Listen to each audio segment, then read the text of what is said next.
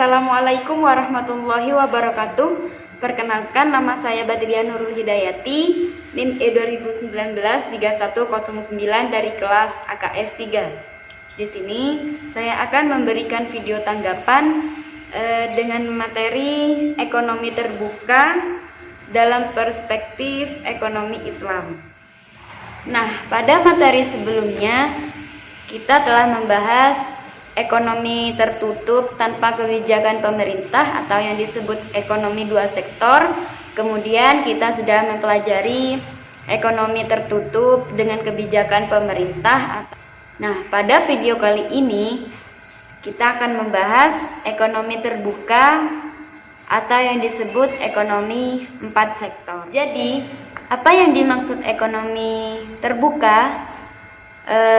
Ekonomi empat sektor atau ekonomi terbuka adalah perekonomian suatu negara yang terlibat luas dalam perdagangan antar negara atau biasa kita sebut perdagangan internasional. Nah, hampir seluruh negara di dunia menganut perekonomian ini karena dapat memacu perluasan pasar dan meningkatkan daya saing produksi dalam negeri. Perekonomian terbuka terdapat 3 konsep. Yang pertama yaitu permintaan agregat di pasar barang, kemudian jumlah utang yang beredar dari pasar barang, kemudian harga barang atau jasa.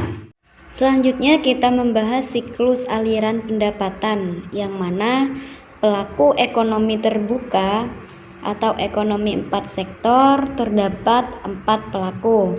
Yang pertama, rumah tangga produsen atau perusahaan, kemudian ada rumah tangga atau yang disebut konsumen, kemudian ada pemerintah, dan ada luar negeri. Nah, yang pertama kita lihat aliran pertama merupakan pendapatan faktor produksi, yang mana perusahaan mendapatkan pendapatan karena adanya faktor-faktor produksi. Kemudian yang kedua, pajak perusahaan. Perusahaan mengeluarkan pengeluaran kepada pemerintah berupa pajak sehingga menjadi pendapatan dari pemerintah. Kemudian pemerintah juga mendapatkan pendapatan dari adanya pajak individu yang berasal dari rumah tangga. Kemudian kita lihat aliran keempat merupakan pembelanjaan rumah tangga, yang mana pembelanjaan rumah tangga ini menjadi akibat pendapatan dari perusahaan.